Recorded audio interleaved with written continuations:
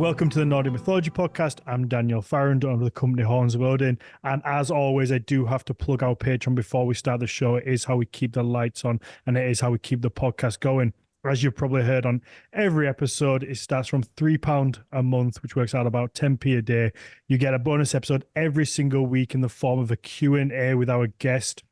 So today we'll be sitting down with our guest with a Q&A with the patrons after, where you can submit your questions beforehand or in live time. In live time, is that the right saying? I think so. In real time. Let's go with that. In real time with the guest. And you're going to get an answer there. And then these episodes are always a lot of fun. There's questions that myself and Margrethe miss every single time. Really obvious ones that people pick up on. So if you like an episode, you want an extension, those bonus episodes really are a good way to get that. And on top of that, we have more fun episodes with Claire Moulet and Jonas Lorentzen, where we look at a different story from the saga literature, or in the form of Jonas Lorentzen, we're reading Neil Gaiman's Norse mythology and looking at that. And they're a little bit more lighthearted. They're a lot of fun. And yeah, they really are a good time. So you get the whole back catalog of those on our Patreon as well. But yeah, let's jump in to today's show. I'm really excited by that. The episode is called Happy Birthday Oseberg, because it's quite a big achievement. And I'm joined by my co-host and in-house archaeologist Margrethe Havgar. Margrethe, you can maybe explain the episode and our guest. Yes, hi everyone. So for those of you who don't know, this year it's 120 years since the Oseberg burial was excavated, which is, kind of a big hoopla. So today we're really lucky to be joined by Jan Bill, who's a professor in Viking Age archaeology at the Museum of Cultural History. And you are still the curator of the Viking ship collection at the Museum of Cultural History, correct, Jan? Yeah, sure, that's right. Yeah, I just Googled you real quick because I know that's what your official title's been, and it still says that that is what it is, but I just wanted to make sure. Yeah. Well, no, I'm still there, yes, and a lot of what I'm doing those days is actually that I'm helping to get the Oseberg ship from its old position in the old museum into its new position in the new museum that we are building right now. And that is, the ship is going to, and the Oseberg find is going to be surrounded there by 5,000 other objects from the Viking Age. So that is going to be a real treat when that is opening at the end of 2027. Oh, amazing. I can't wait. Yeah, I can't wait to go to that. We will have to do an episode just on that new museum. But 100%. Okay, that's just you saying that's completely changed where we were going to start this podcast, because straight away, what is it like trying to move I'm just going to roughly say like 1,000-year plus old ship. How do the logistics work while looking after that thing and moving it and putting it in a new place, looking after it? Well, that is very complicated. I'm very happy that I'm not the engineer that needs to sit down and calculate all of that. But what I can say is that for each of our ships there, it involves something like a cradle made of 15 tons of steel, which is going to be lifted up with each of the ships and then transported hanging from the ceiling, basically, through the old building and into their new places to be in the new museum. So it's a fascinating project to follow, and there are some people there really having very, very, very serious responsibilities and making sure that works out well. As I was about to say, that sounds like so exciting, but also incredibly nerve-wracking. Oh, terrifying. Well, yes, but perhaps it helps on your nerves if I tell you that at no point during this move any of the ships are going to be more than 2 centimeters above the floor. Oh, So, really? Yeah, I mean things that could makes happen. sense, and it helps with the nerves, of course. Yeah, so it's not like they're just gonna be, kind of Oh, bounced on a trampoline over into. I Mm, thought they were going to be like up in the air, just going on a big journey. well, But just lifting, just enough. Yeah, so Yeah, they're gonna be lifted just like slightly, and then yeah, just a little bit, and then some large constructions, A-shaped constructions, are going to be raised inside the museum, directly standing on the foundation of the old building, so that you can just lift these big cradles with the ships just enough to make it possible to move them. In the new museum, they'll be moved on to huge elevators, which will then take them down one floor to their new foundations at the lower floor. So it's going to be very exciting left, of course, but the side afterward is going to be just fantastic when you can see these ships from all possible heights and angles. So that's really good. yeah, oh my god, it's I'm so excited. okay. Again, I just thought of a question that I've always had about the Oseberg ship, and I'm probably never going to get a chance to ask somebody who knows as much. I've always wondered. So when I first saw it, obviously, it's pretty much a complete ship that looks pretty in really good condition.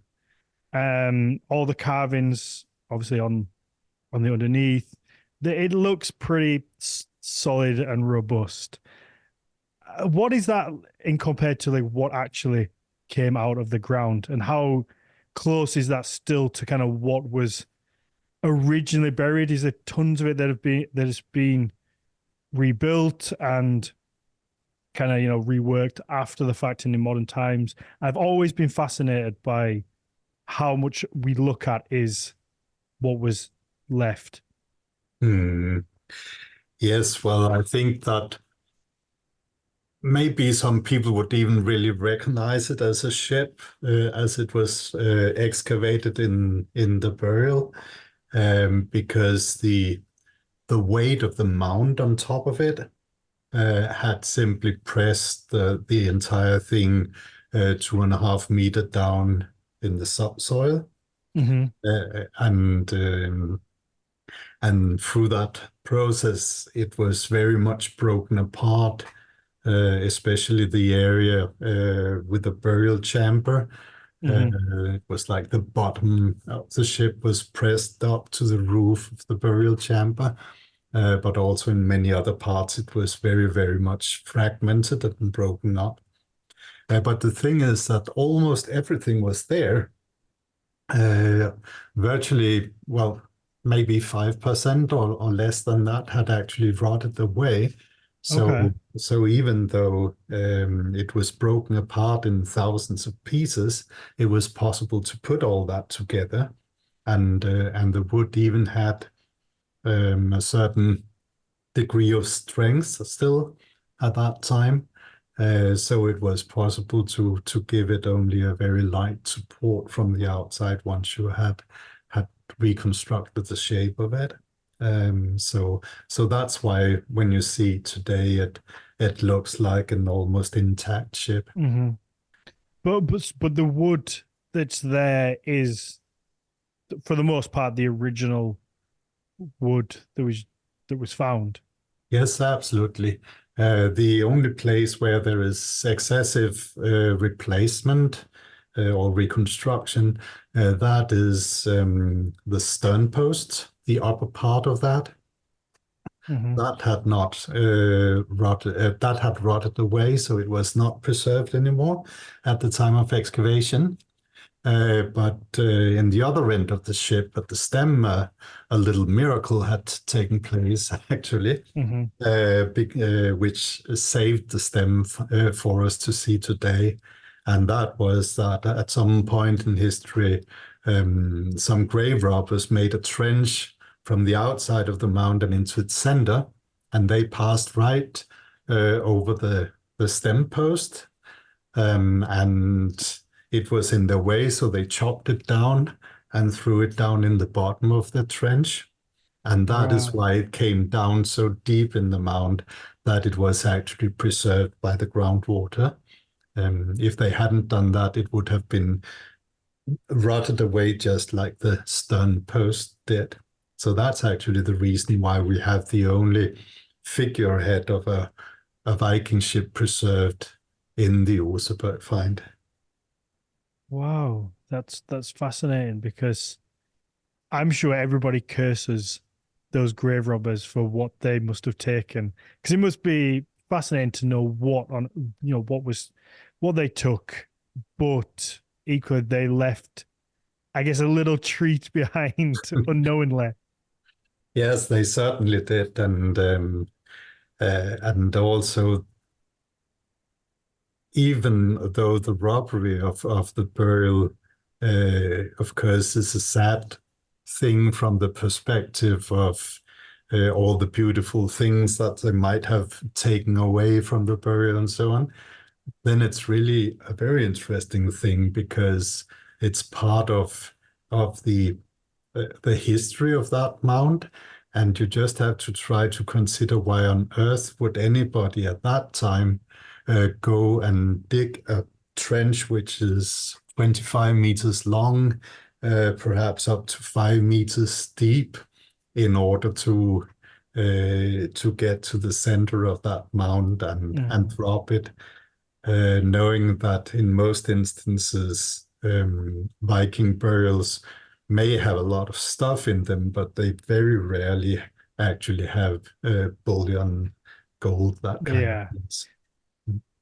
Do we know when it was robbed? Are we able to accurately say the time? Yeah, we actually do know something about that, because those who did the break-in, they left the spades that they had been using inside the robber's trench. And these spades, some of them were made of oak. So it was possible for us here a few years ago to identify these spades, and some from Gokstad as well, and some parts of a stretcher which was used in Oseberg to carry away the soil when digging into the mound. Can I just pause there for a second? Because that was a pretty big deal when that article came out, wasn't it? That the Gokstad and the Oseberg burial entries coincided. Yeah, that's right. That's actually one of the results that also came out of our examination here, that it turned out that both ships had been robbed in at the same time. Wow. So it seems to be not just somebody going out to dig in a summer's night to get some treasure, but really a much more organized event, or something that actually would have taken many days to complete. Like a coordinated effort? Yeah, exactly. A coordinated effort, and definitely something which was not meant to be hidden, but meant to be very, very visible. So I do think that what we're looking at with the break-in into these mounds, that is really not as much about robbing as it is about actually breaking the power of the mound, ruining the story which is or was attached to it. You may want to hear the date for the break-in as well. Yes, please. And that, as far as we could establish from dendrochronology, it had to have happened after 953, and most likely before 975. Oh, wow. Okay. That's a very short time span when it comes to like dating archaeological stuff. Yeah. But I thought you were going to say that the break-in was in like 1630 or something. I thought it was going to be relatively modern. I didn't realize it would be so close. So what It's was in the Viking Age. Yeah, so do we know the date that the ship was actually buried, or roughly? So how long was it in the ground before it was? Well, it was buried just around 900.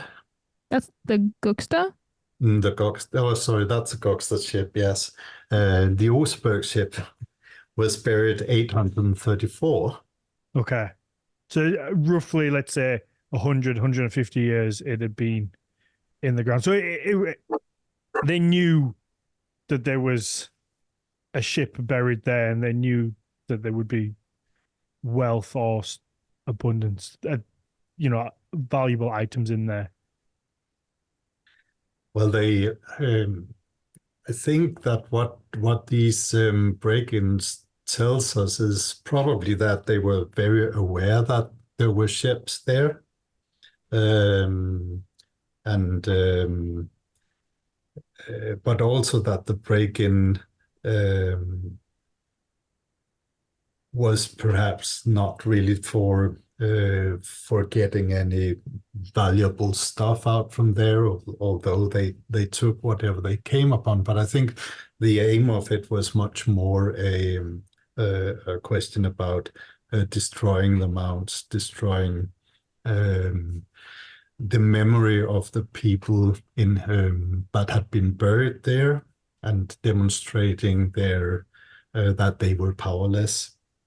We have to consider these very big mounds as it is, as very important symbols of power.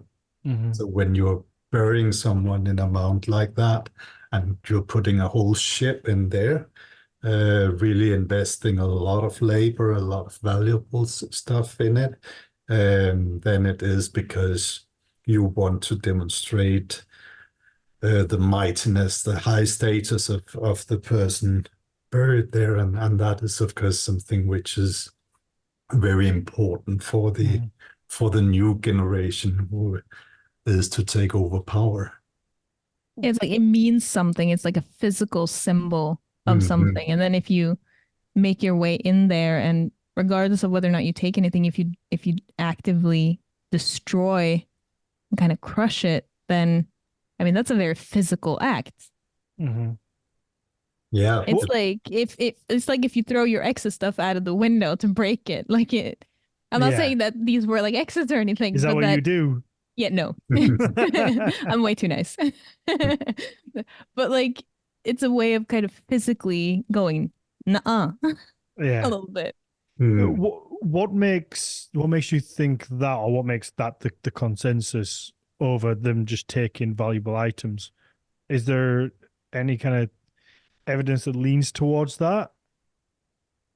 Well, there is some evidence that we might understand the Viking ship burials, and especially Oseberg and Gokstad among them, as representations of an origin myth.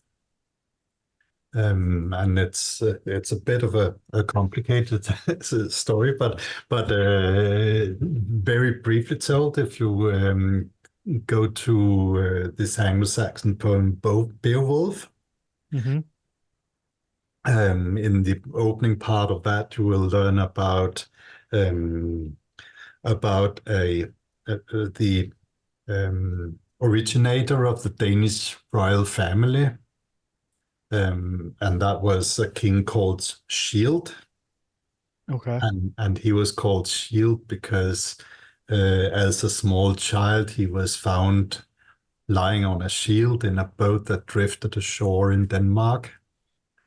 And then he was adopted by the king and became the new king when he grew up. Wow, okay. And so he was coming drifting in this boat, so we have the boat motive already there. But then when Shield got old or felt that he was going to die soon, then he ordered his followers that when he was dead, he should be put on a ship with a lot of grave gifts, just as fantastic as those which had been in the boat on which he arrived. And then they should push out the ship with him on board onto the waves, and then and let it sail away. And that was what they did. And the ship sailed away to wherever the destination would be, but supposedly to Odin or another god. This myth about the Schildinger, that is the medieval origin myth of the Danish kings. And what the Danes did in burials was that for their kings, is that they built huge ships of stone, the biggest of them being a stone ship at Jelling in Jutland, which measures more than 350 meters in length. So it's like gigantic. And in the center of that is a mound where Gorm the Old was buried. Okay. Now, what I think that we are looking at with the ship burials, that is the representation of exactly the same myth in Norway, but not using stone ships like in Denmark, but using real ships that you are digging down and build a mound over. We have that in East Anglia as well, where the Beowulf poem comes from, with the Sutton Hoo burial, and there's at Snape as well. So it's really known from there. But the one thing that makes me really suspicious about this motive being of importance in Norway, that is that in the Oseberg burial, the Gokstad burial, and Storhaug, the Great Mound burial, which is in Western Norway, you see these that you're not only having the ships in the burial mounds, but you're having a whole setup which turns it into like a scene from a piece of theater, where you have not in the ship, but you have the gangway, which you use to get on and off from the ship when it's in water, right? In the Oseberg ship, that is found on top of everything else, which is in the foreship. So it's clearly one of the last things that has been put into the ship. In Gokstad and Storhaug, you also have the gangways, and they're lying just outside the ships, but there you also have boats that are being either lying outside the ship in Storhaug, or in Gokstad you have 3 boats which have been broken up and thrown on top of everything else in the foreship. So it was clearly also one of the last things that they were doing before they were closing the mound. What really hit the head on the nail, however, that was that in 2011 we did some corings in the Gokstad mound. What does corings mean? Coring, we meant we put down tubes of steel in the mound and then took them up again to be able to study the stratigraphy of the mound, how it was built. Right, so the layers and the soil. Layers, yeah, right, yes. Yeah. So we did that, and what we were looking for, that was really the Breakin Trench. We wanted to know if we could identify that. But what really was a surprise is that these corings demonstrated that before they started to build the Gokstad mound, before they put the ship in it in place, they actually dug a huge hole, just as big as the mound itself, and about 1 meter and 40 deep. They dug down into the blue clay, and then they put down the ship and put in the clay again, so that it would form like a kind of pond of wet clay around the ship. So you really had the feeling that the ship was not on land, but it was sitting in water. So it was having this clay up as to the water line, right? So that is really,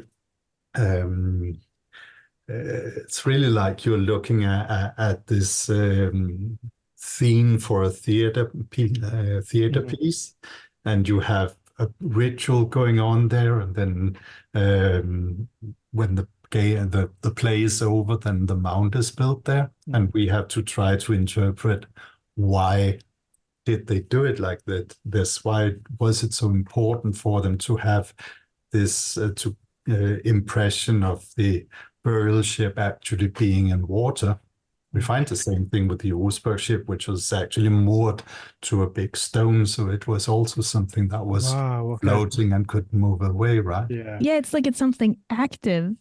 So the blue clay was there naturally in the ground, right? It was like a natural part of the sediment. So when you say blue clay, is that actual clay? Is that clay that's actually blue? Well, you might want to say it's gray, but it's just called blue clay. Okay. I guess it has kind of a dark bluish tint. Right. Maybe. Okay. But also just for reference for you, I don't know if this makes sense to all of you listening, but I've personally been part of excavations where we have dug in blue clay. It is so hard. It is tough. It is really, really tough. Okay. So this is a massive amount of effort they've put into, but I have kind of a hyper specific question because I want to make sure I don't misunderstand what you just said, Jan.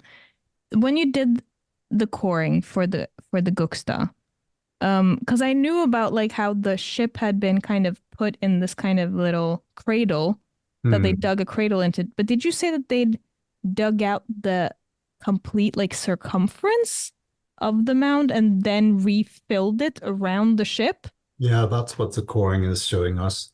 That is insane. Okay, so instead of just having dug down exactly where the ship is going to be, they've removed the entire space, the entire circle where they're going to build the mound, put the ship in there, and then packed it back up around it like it's in water?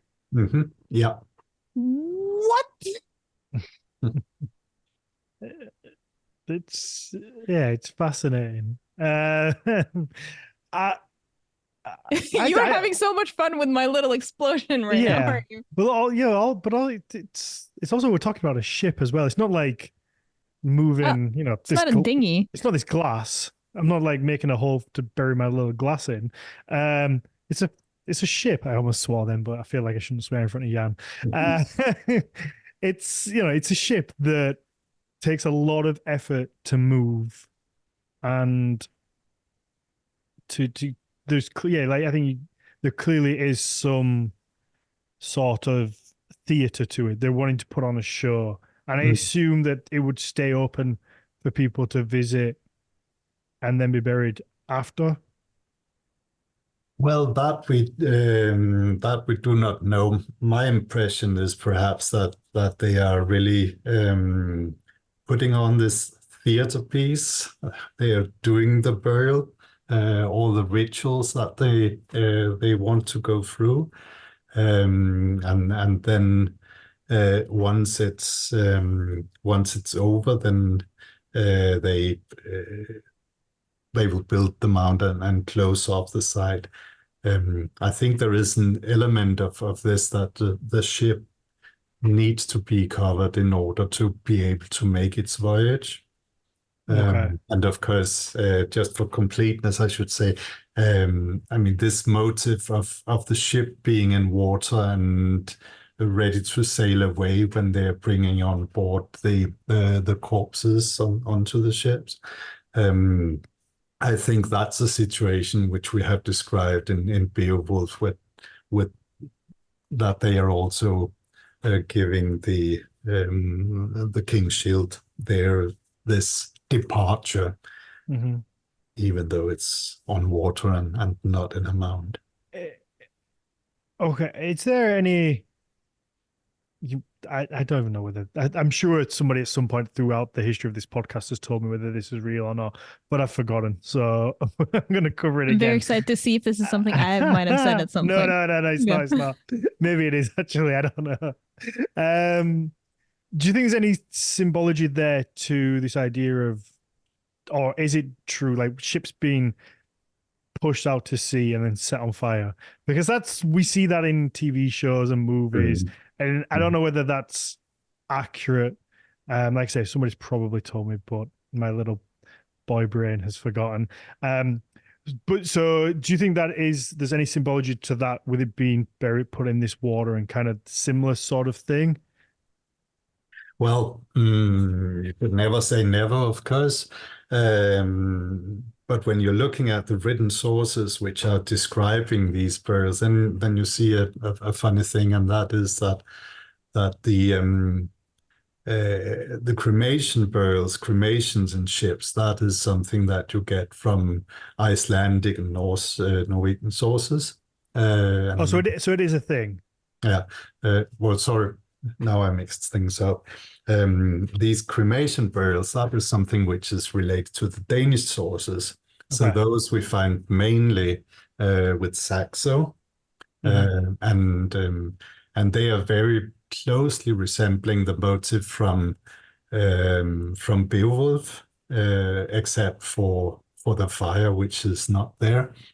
But in these cases, it's the king who knows that he's going to die, that he's dying.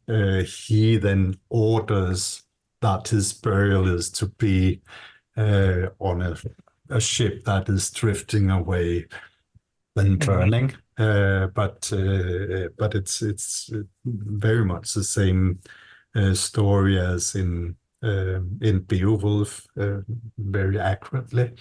And I'm sure that, well, you have other remains of the Beowulf story in Saxo's writing, so he was familiar with all that.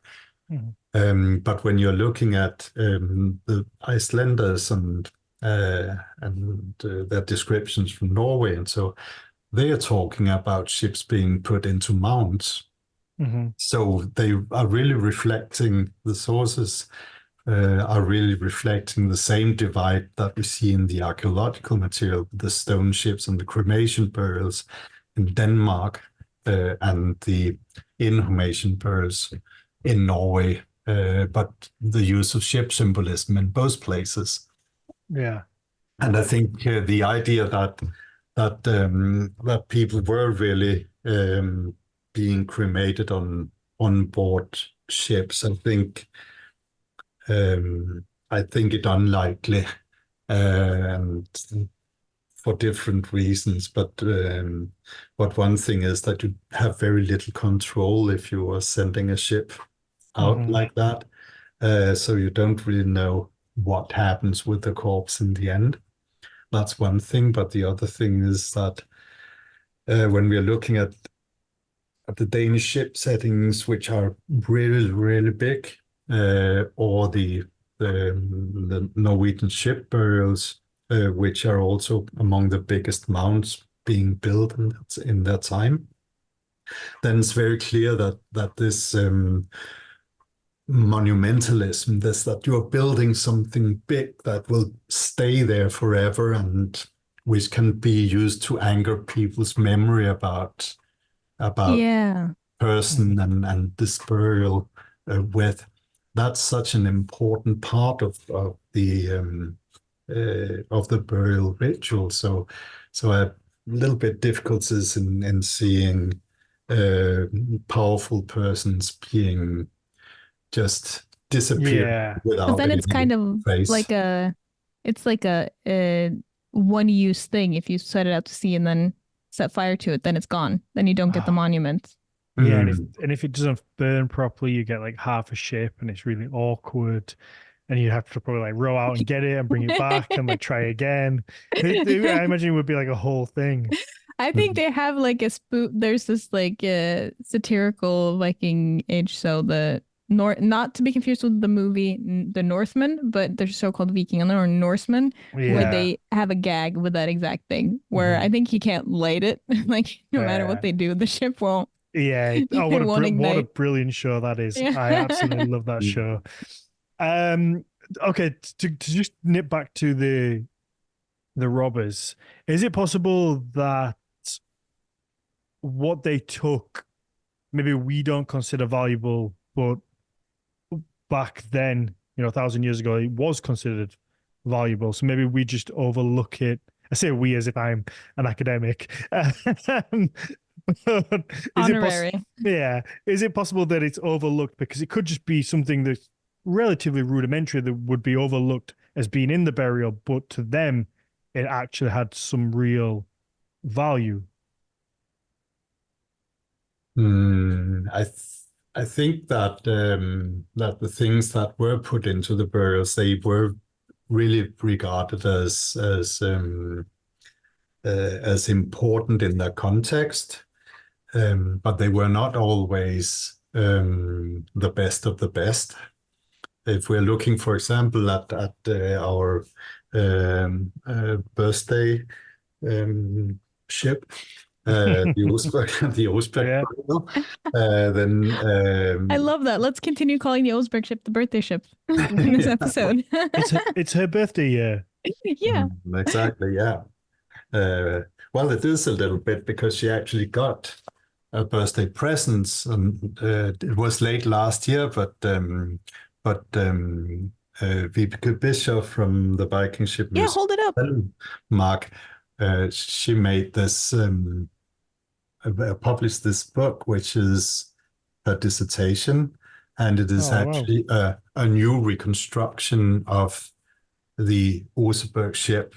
It turned out that that when they put up the ship at the museum here, they cheated quite a lot, so it got the wrong shape. But she was actually able to sort that out, and now we know that what the original shape of the ship was, and we also have learned that ship is actually much more seaworthy than what we believed before. Mm-hmm. So that's a really important birthday gift that Wow. the Oseberg ship got there. Mm-hmm. Perhaps some months too early, but never mind. I mean, the thought that counts, but yeah, we all like a gift, an early gift. I do. Yeah, but you were gonna say something about like things that weren't necessarily the best of the best, but were important in that setting. Yes, that's right. I mean, in Oseberg, you have all these marvelous things, the carved sledges, the carved wagon, the animal figures, and then so on and so forth. But we also find the grinding stones that have been put into the ship so that grain can be grinded and bread made or beer or whatever. They are actually completely worn out. So there was no way the standard of any important household there. This was clearly not necessarily something fantastic. So it's like we're going to give you a little bit of something, but you can have the old one that doesn't really work anymore. We're going to keep the good one. Yeah. Well, maybe that Bernstein is actually the indication that one of the two women who were on board was actually a slave and would have to work with that old worn out equipment. Oh, okay. Mm-hmm. So I guess that would be going into the idea that whatever is there with them would be taken to the afterlife, which is something I always naturally associate with the Egyptians, because I think that's what I was taught at school. So I was never really, I don't think we get taught a little bit of Viking Age at school, but for some reason they always focus on Egypt. We get quite a big bit of the curriculum because on that. mummies. Yeah, probably. And that's always just been associated with that. This idea of that what you're buried with will go with you in the afterlife. And is that a similar thing? Do we think with Viking Age Scandinavia, the what you're buried with, and you get these lavish items because wherever you go next, you're taking them with you, and you're going to need them. Mm. Well, there is probably some truth to it, because we do have it reflected in the high medieval sources,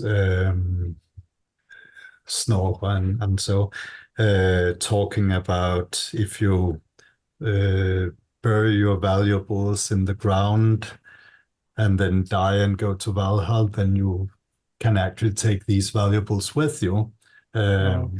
So there are some ideas about that. And certainly if you're imagining that this whole ship is in some dimension going to move away from where it was buried, to take the deceased on board to some other place, then of course all the things that are put into the ship is going with it. But I think it's probably wrong to believe that it needs to be a very coherent and logical explanation of everything that is in a burial, and I think that could well be an idea also of some people staying in their mounds. This is definitely also something that we can read about by, for example, Snorre. But when we are looking at the Oseberg burial again, then we can see that there are some things are treated differently. So in the Oseberg ship, you have 15 horses, but actually only 10 of them are found inside the ship, and then 5 are found outside on both sides of the stem. It might be that whether the sacrifices and objects and so on are inside or outside the ship, and thus either goes with it or not, that has more to do with the kind of story that is being told during the burial ritual. So for the Oseberg burial, for example, I think it's quite evident that these 10 horses, which were budgeted up and put on the foredeck of the Oseberg ship, they were the 10 horses which were meant to pull the 4 sledges and the wagon which was found in the burial. While the other horses, which were found outside the ship at the forestem, I don't know, but they might have been used to pull the ship up to the place where it was buried or something like that. So because you have that kind of metaphor with like horse and ship sometimes being equated one for the other, like a ship being called a seahorse and stuff like that in myths. Sorry, Dan, go ahead. No, I was going to say, could it be that those horses were to pull the ship back to sea, maybe for it to then take its voyage to the next place? Because it seems fascinating that you said, because I as soon as you said 15 horses, I'm like, well, what do they need 15 horses for? Why would they send so many horses? But then, as you said, it's for the sled, it's for the other items. So clearly there's this idea that we're sending you with this sled and you're going to need the animals to then work these items. So yeah, I wonder if that could be similar in a sense for getting the ship back to water. Maybe they thought it needed to get back to the ocean once it had gone. It could be. We're probably never going to find out. I have been suggesting myself that the Oseberg ship was actually not supposed to head down to the water, which would be in front of it, a kilometer or a little bit more away. That's But so that, far. Why not? Why drag it a kilometer? Why not just drag it like 100 yards onto the beach and bury it? Why so far? Uh-huh. oh, I think that's pretty. I'm quite sure that's because the bird needed to have an audience. Mm-hmm. There's no idea in having a burial mound at a place where nobody sees it or nobody respects it or something like that. Yeah. So I think it was a quick matter about pulling the burial mound so far into the land that it actually was placed in a landscape where people moved around and where they lived and tilled the soil and all that kind of things. It's the same thing with Gokstad. That has also been pulled some 400-500 meters up from the shore and put up. And both these two ship burials, these two big mounds, they're dominating the small valley in which they are situated.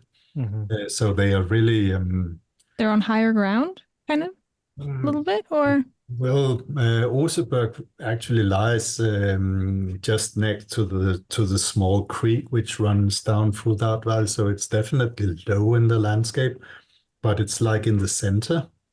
Uh, ah, so it becomes a focal point of wherever you are in that valley, you'll see that mound, and I think that's the idea. It's like you would put it in the center of a manege in a circus, right? Everyone yeah, can see it. becomes like an eye Everybody is catcher. higher and can look down and Yeah. see it.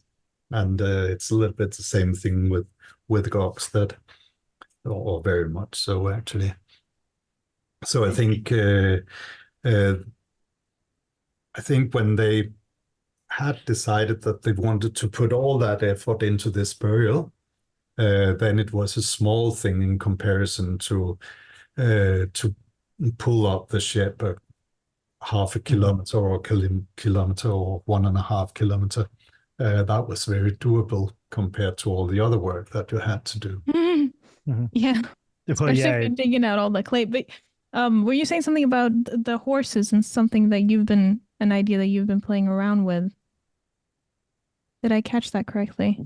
What I was thinking about, that was how the um, how the Oseberg ship was actually thought to make its voyage to the other world.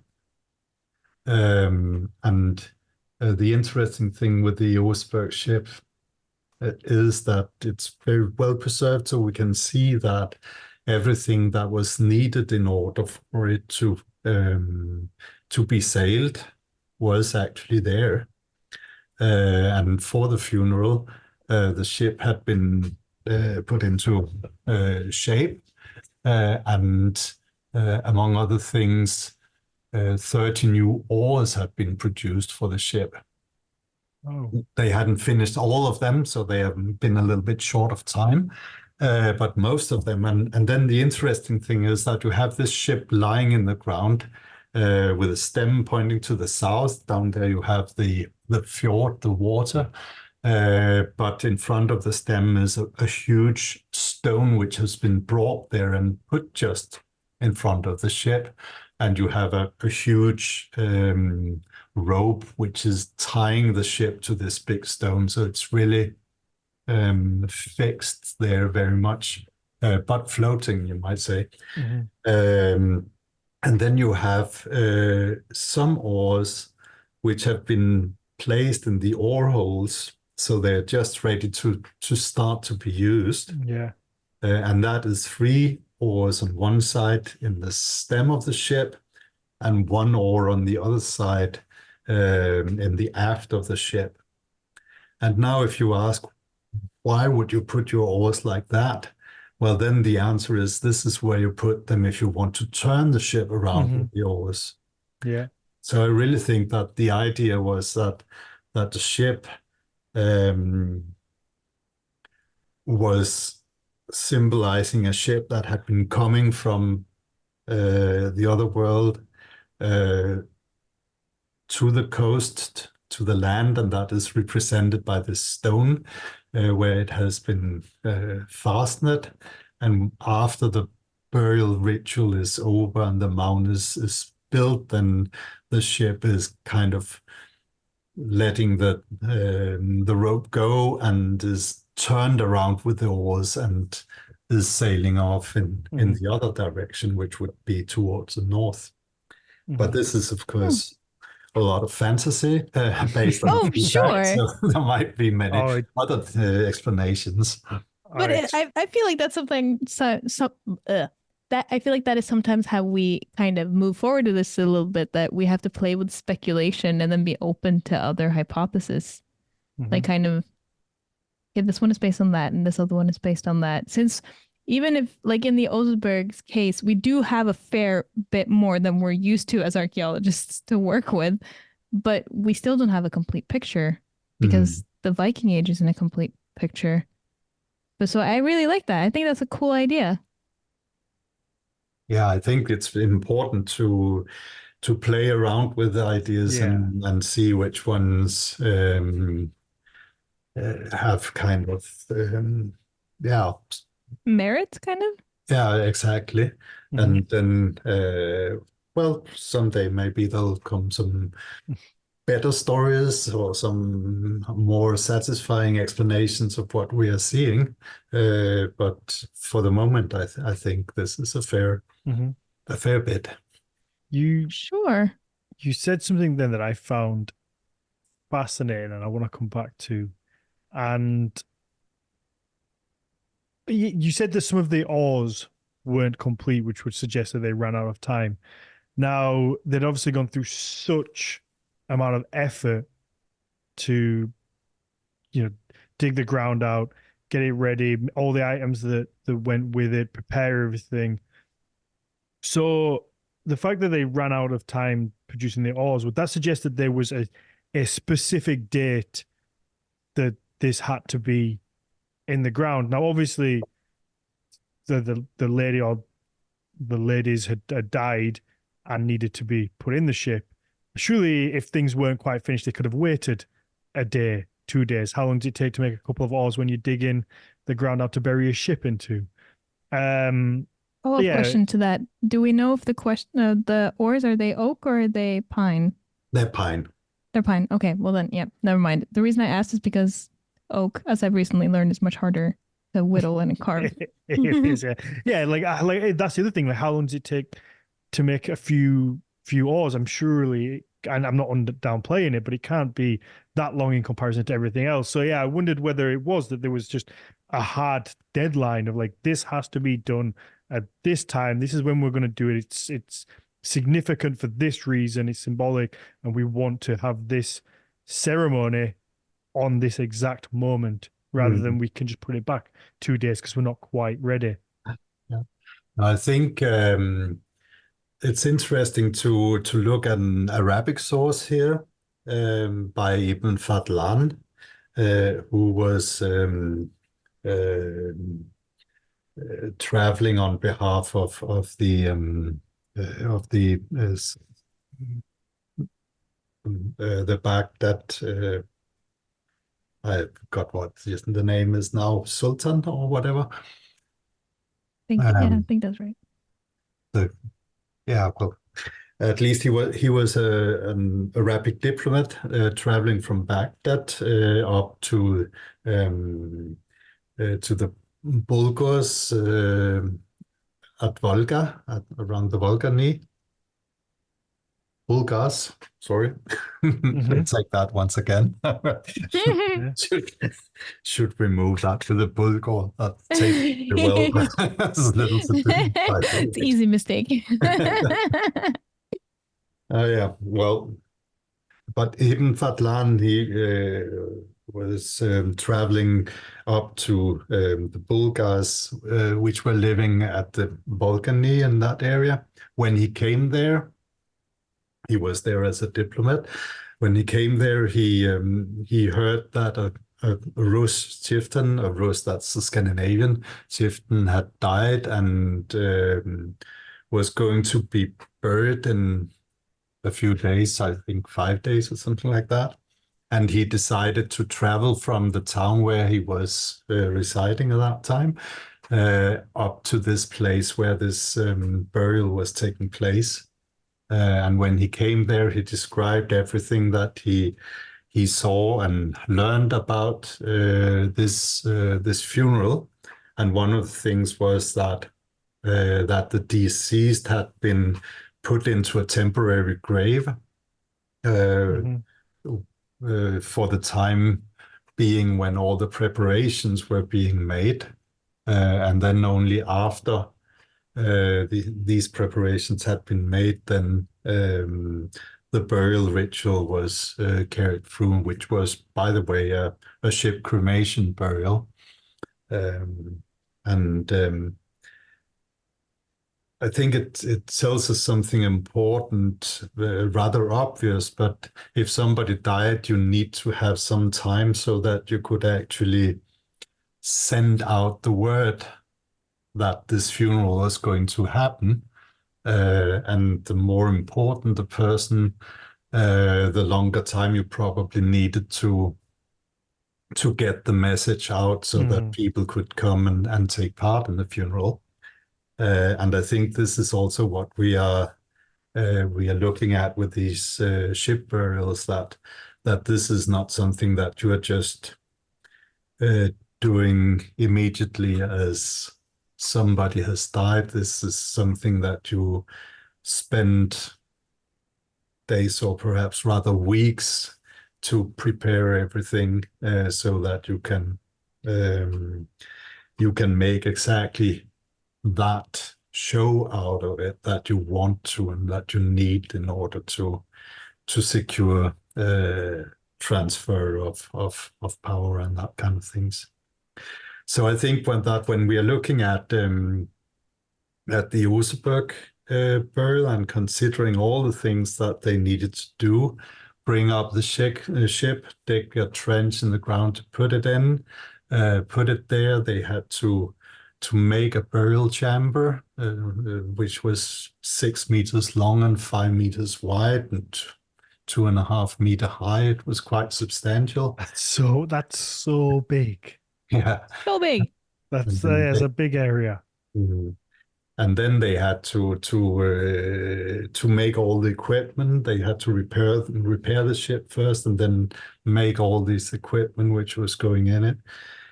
They probably really needed some time. But on the other hand, if you're getting, I don't know, maybe hundreds of people traveling there from far and near, then you might also get it done with, want to get it done with, so that you don't have all these people just hanging around. Yeah, for an extended period of time, because they need food and so on and so forth. So I think there was a certain pressure on time that they had to get it done with at some point, and might even have been embedded in the rituals that you could not have people in a temporary grave for longer than this and that, and so on. Lots of things that we do not know, but I think it was a very interesting point that you made about the things not being finished and why that actually could be. I wonder if also like with the grindstones, like they're used and kind of old. I also wonder if it could be an argument like with the ores, that the case is not, they didn't need to be kind of spot super fresh. The point is that that type of object is there. So even if the ores are kind of quickly made, maybe not even completely finished, there are ores. The point isn't whether or not they could be actually used on the water, but that there are ores in that ship for this journey or something. Yeah, I think you're very much right about that because we see it also. There is a yard arm in the found, so the one that the sail was attached to when it was hoist, and that yard arm is definitely feel way too long for the Oseberg ship. Yeah. So it's like um, they have taken one which was in production or not finished yet, and they hadn't cared about actually making it to the exact length and shape that was necessary. Yeah, It like was that good isn't the enough that it point. was there. Yeah. Mhm. Yeah. Mhm. Mm-hmm. I The think point is that that is it's there. yeah. Yeah. The symbolic presence is the important thing, and that of course leads us to the understanding, which is not surprising at all, but of course the participants in the burial, they did not expect that the ship really would sail anywhere or that these dead bodies really would be transported away or something like that. They were completely capable of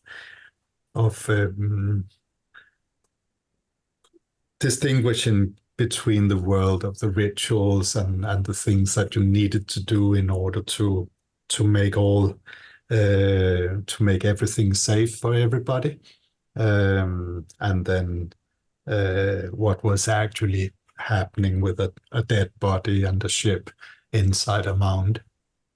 Mm-hmm. It's all so extremely fascinating. Um, before we run out of time, because we've been chatting nearly just over an hour. Oh wow. Already? Yeah, I know it's gone so fast. I don't want to keep Jan too long.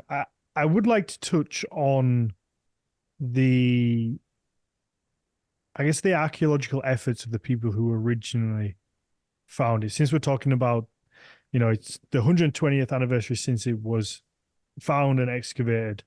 What can we say about that, about the people who discovered it and looked after it, I guess, and did they do a good job? Do we have to be really thankful, or should we be cursing them for other things that maybe they did wrong?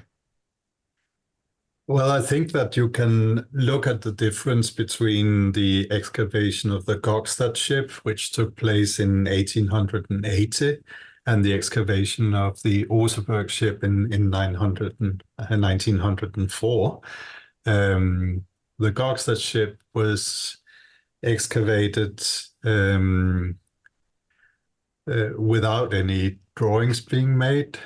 The two photos that exist from the excavation were taken by a photographer who used them to make postcards with.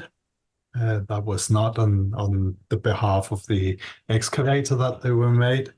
And the written report from the excavation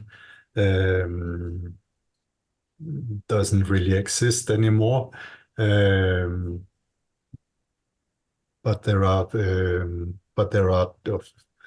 only a few pages listing up the objects and then the publication of the find that the excavator made very quickly. I have to say it was finished and published within 2 years after the excavation, so that was amazing.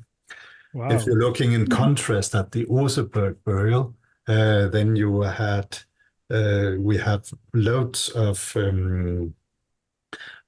drawings, plans of everything that was excavated. We have photos, we have diaries describing what was happening in the excavation every single day. We had even measurements of different levels in the mountain ship.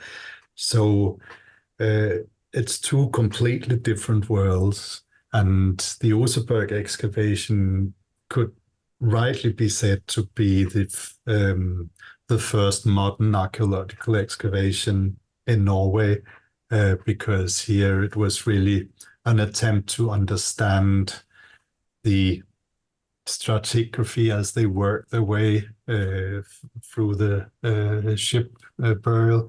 They wanted to understand the relationship between the objects and so on. So they did a really, really, really good job at that time. Yeah, I'm gonna just share screen quickly so people who are watching this now and for those watching on YouTube later can see kind of this is the crew. Look how dandy they all look. I love it. I love how men dressed back then and women. But I particularly look at the men and I just think it's just so smart, isn't it? Yeah, with their little hats and their mustaches. Yeah, just always in a shirt and like a suit, even when you're digging around in the mud. They always look so smart dressed. Well, I trust those men.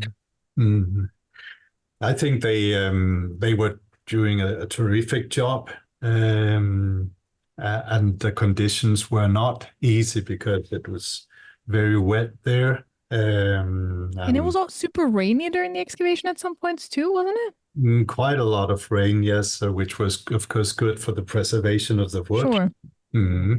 Then, by the way, they had a constant quarrel with the owner of the land, who actually also owned the ship, or until it was bought for the university.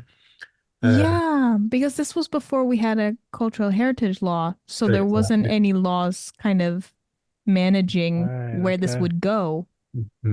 Exactly. So, and what's he going to do with it, really? Imagine. Wasn't he going to sell it to the foreign bidder? That was a bit of an industry at that time, and actually probably part of the reason why this farmer had bought that particular farm just a couple of years before. Sneaky. Oh, so you think he knew there was something in there? Yeah, well, I think it was pretty obvious that this very big mound was kind of promising. So, yes. How come it wouldn't have, if it was so obvious, why do you think it wasn't looked into or excavated earlier, or even just dug into to just see what was there, maybe see if there were any valuables in there? I just want a quick shot here to Dan. We have a lot of mounds here in southeastern Norway. Yeah, that is true, but we don't really know how much was actually dug before. But the thing is that since the weight of the mound had pressed the entire ship down 2.5 meters, then it was not as clear as many other mounds that here was a lot of potential because the mound had collapsed somewhat itself, and so it didn't look quite as cool or big. Not quite as big. Of course, the diameter would be the same thing, right? Sure. Would it have like a divot in the top, like a dent? Yeah. Well, if you look careful at the picture, you can actually see that there is a slope on the side of the trench down towards the center of the ship, so you can see it in both ends. And this is actually because the weight of the mound has pressed the entire mound 2.5 meters down in the ground. So if it was 6 meters before, then it would have been 4.5 meters now, and you may even count on some of the clay that had been pressed away by the weight of the mound would kind of come out on the outside. So it was probably less monumental than some of the other mounds around there. But another important thing is, of course, that the Oseberg ship was excavated in 1904. But before that, the Gokstad ship had been excavated in 1880 and was a pretty well-preserved ship as well. So people would have learned by that occasion that that these big mounds could contain ships. And if you go further back, you have the tuna ship from 1867, the Boer ship burial, where the ship was not preserved very well but recognizable, was in the early 1850s, I think 52, and so on. So through the decades prior to the excavation of the Oseberg ship, there had been a number of other excavations which had shown that you could find these big ships in the mounds if you were lucky. Mm-hmm. Yeah. I just had a little thing pop into my mind then. Earlier you spoke about the blue clay and the symbology with it, possibly representing the ocean.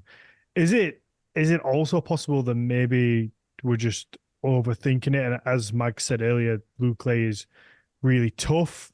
So maybe they just were quite resourceful and thought, well, if we pack it with this really tough blue clay around the bottom and around the edges, it's going to offer that support to the ship. So then when we put the rest of the earth on top, it's going to try and give it that little bit of support. And obviously, I don't want to downplay. I love the idea of it being symbolic of water and this whole theater. But is that a thing that could be true?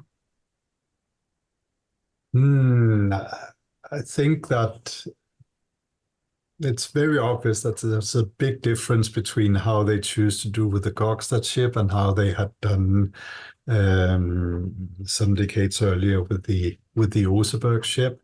In the Oseberg ship, it is really a trench that it has been put into, and that is supporting it from the sides. In the Gokstad ship, the clay wasn't very stable, so they had to put down large logs or beams, if you want to, horizontally in the clay that would support the ship from both sides so that it would not capsize.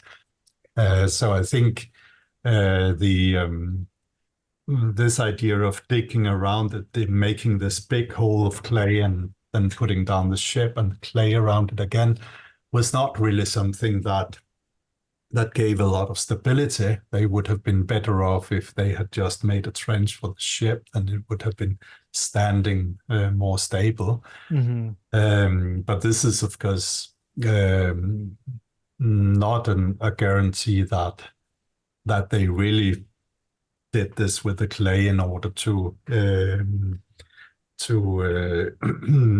give this illusion of the ship being in the water. One thing they did do, however, and which is interesting and not and found in different places, that is in the Cox, that they actually covered the ship with clay too. So they were Wait, what? possibly connecting the clay with some kind of preservation ideas. So that would be cool.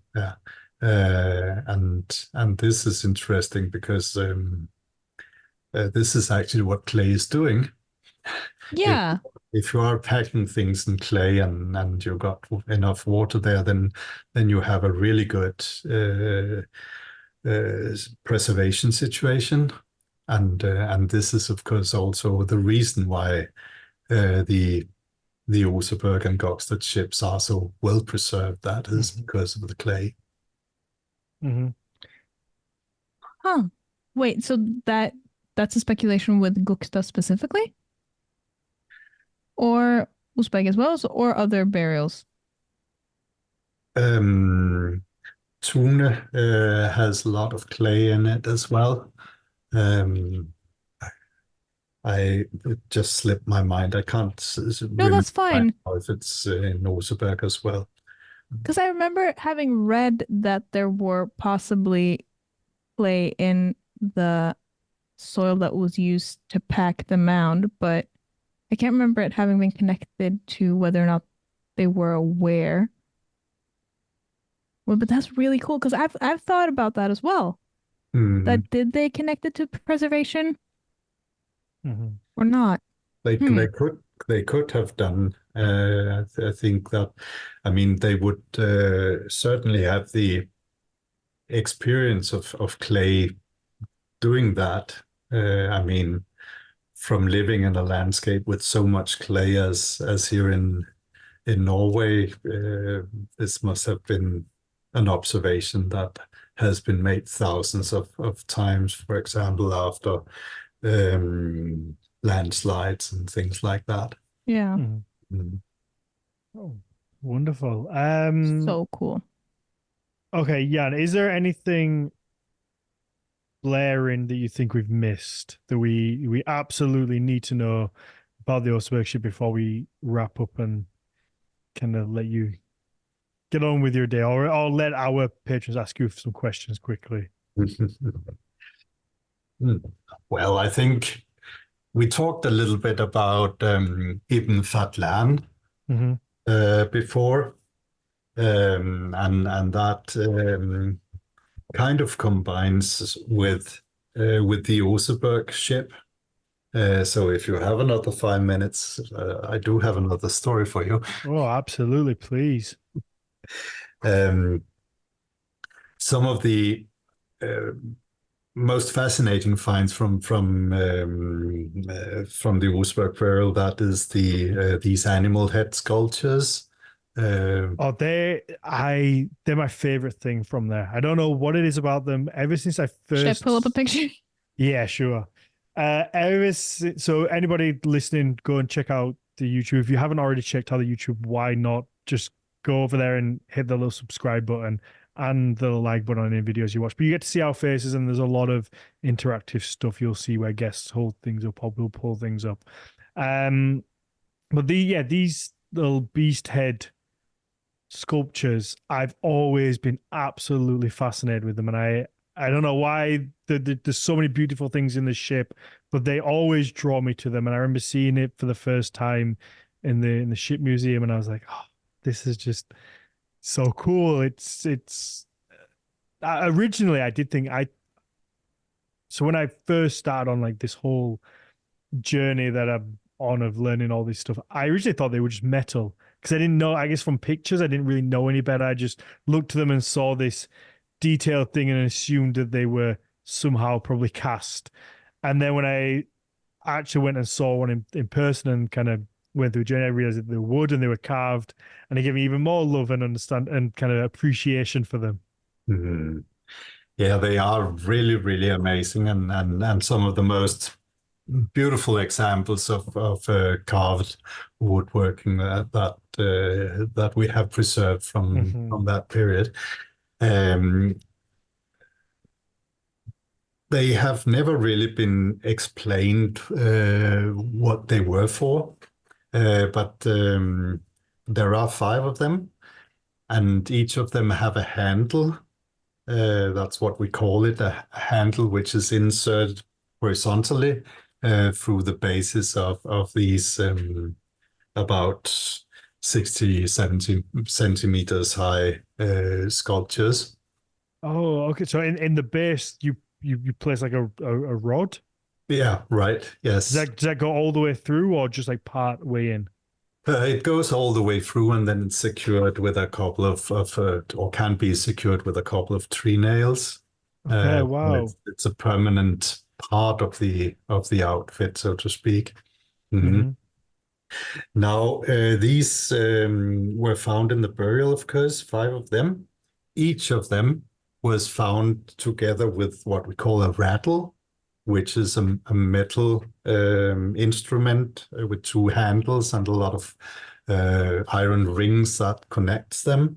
Yeah, I was going to ask you about this because so they're like for anybody listening, like almost like a baby's rattle. Yeah, a little bit. Yeah, that they do make sounds when you shake them and so on.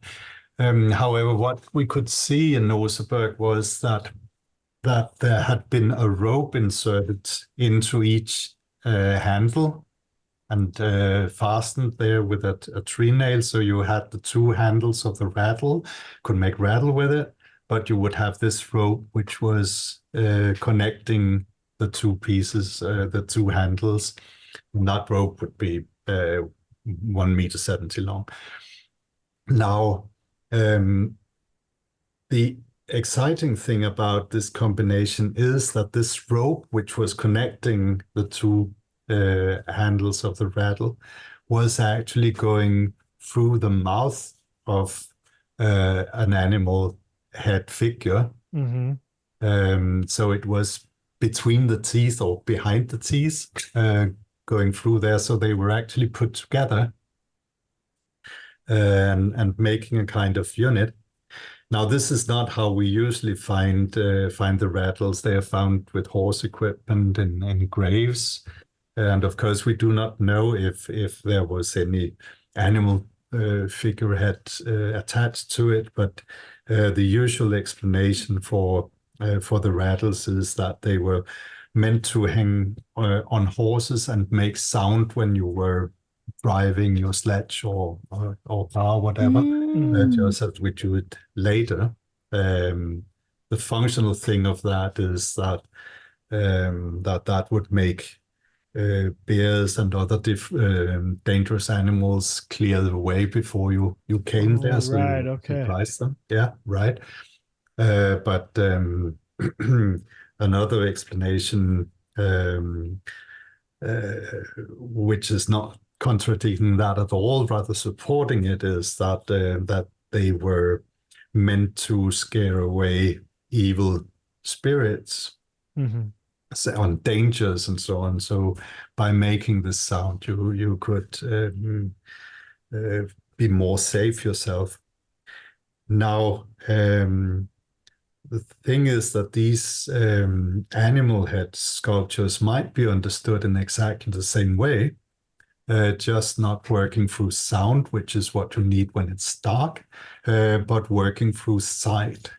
So these animal figureheads, they all have these big eyes that are looking out. They have these open mouths with big teeth, ready to bite you, and they of course have noses so they can smell. So they are like protective animals that are sitting there. And I think that their original use was actually to put onto buildings. That was why you would have the handle. You could just push it into a hole drilled in the wall. And then these animal heads would be like sitting on the building and keeping an eye on things happening. We have exactly the same kind of animal heads on the sledges and on the in the corners there, looking out for anything dangerous.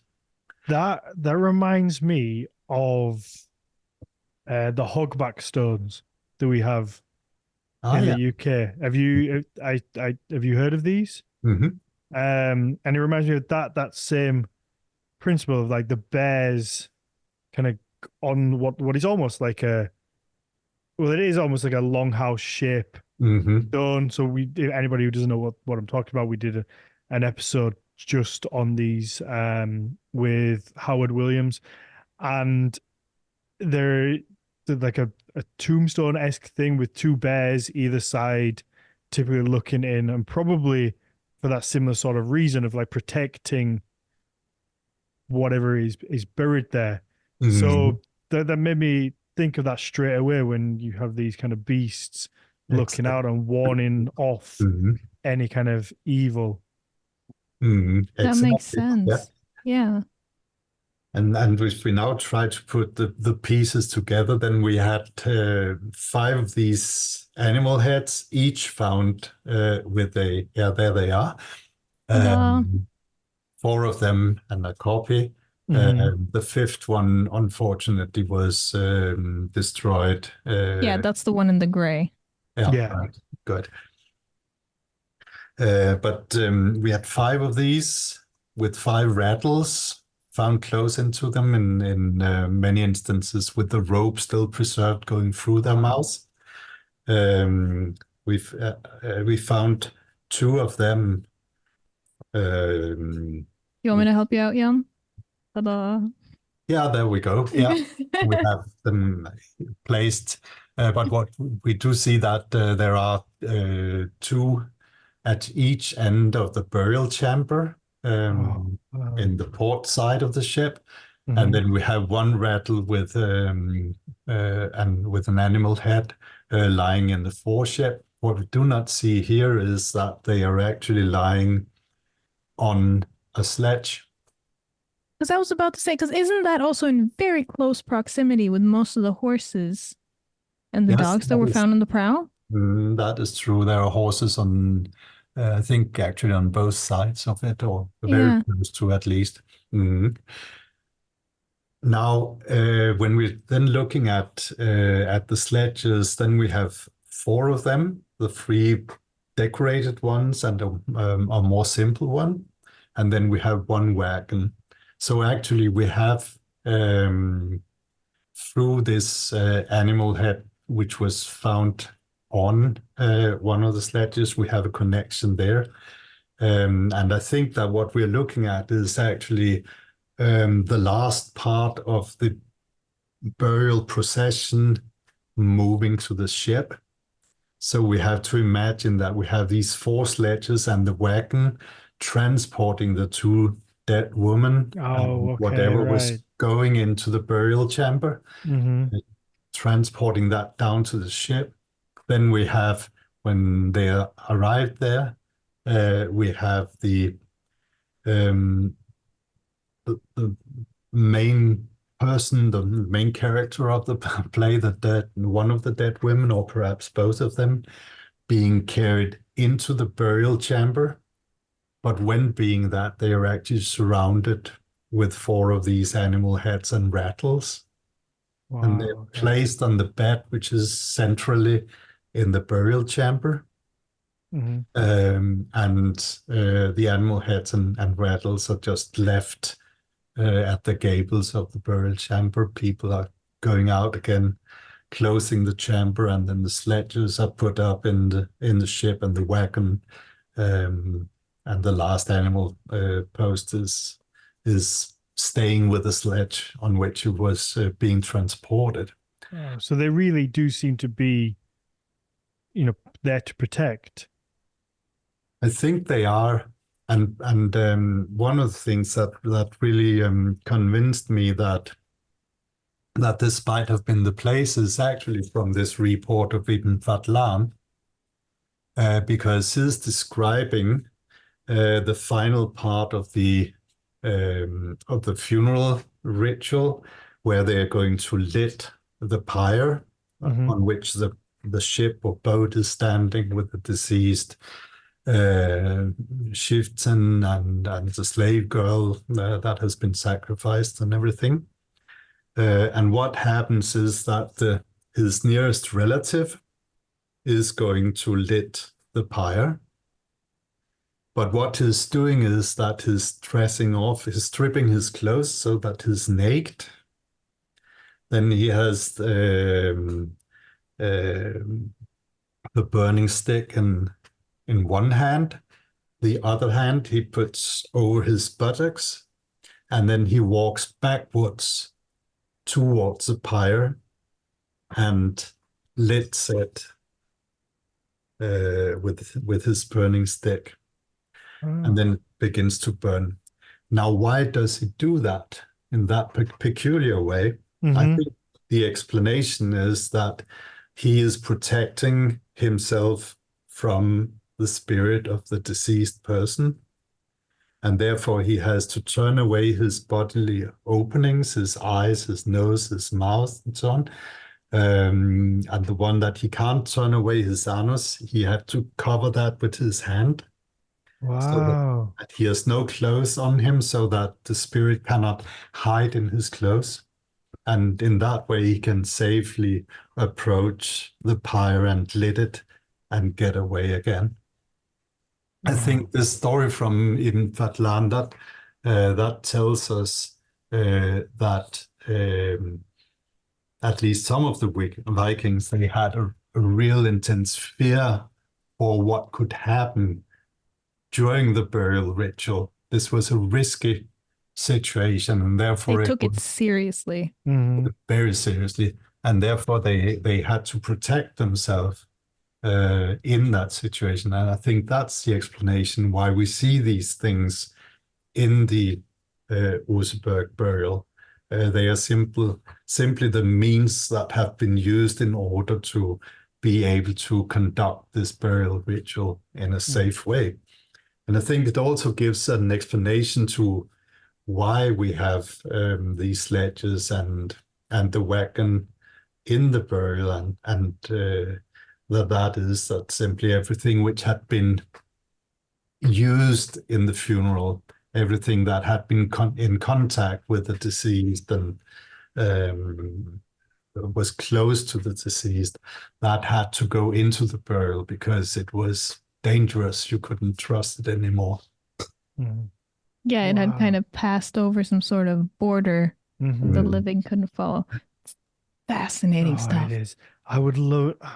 I can tell your mind is just spinning now, Dan. Yeah, because I get caught in this moment so many times on this podcast. It's like, I would love to know the answer, but then it's like, but would I? Because also there's so much fascination in the speculation and this enjoyment of having these conversations and trying to figure out what it is. So it's like, would I want to know? But I also love that thing that you said, Jan, about, because I sometimes when it's talked about Ibn Fadlan, that sometimes it's portrayed like, oh, isn't it kind of weird that this dude takes off all his clothes and then like walks backwards? But the thing that you said about taking off his clothes because then the spirit can't hide in the clothes, that's like a clue too. It's like you have to make sure that like it doesn't get stuck anywhere. They can't attach themselves. Yeah. I've watched enough ghost hunting shows. People, early listeners to this podcast, know about me and my ghost hunting shows. They'll get you. They'll hang on to you if they can. Oh my gosh. Yeah. Should we wrap this up so we can let people ask you some questions? It's we're well over an hour. We're an hour and 40 minutes in by now. So let's wrap up the main show. Jan, thank you so much. Do you have anywhere where people can, I don't know whether you're active on social media or whether there are places where people can read your work and your publishings? Well, it's pretty easy to find the stuff that I published. I have to admit that my presence on social media is not that that amazing. But it is possible to reach me. Also, find my email on the internet and drop me a line if there's anything that has triggered a special interest. Oh, perfect. It's if you're just looking for Jan Bill, then you'll find me. Wonderful. Well, thank you very much. Margrethe, what about you? Well, it's as usual, Instagram, when I do post something, it's archaeomags, archaeo with a K. Perfect. For me, it's Daniel_Farrand1 or the business at Horns of Odin, and then Nordic Mythology podcast across the board, whether it's YouTube, Facebook, Instagram, all those things. It's the same thing. If you can just go like, share, comment, leave a nice review, all those things that help new people find the podcast, that would be much appreciated. But yeah, let's wrap this up and let people ask Jan some questions. If you want to listen to those, it's over on our Patreon.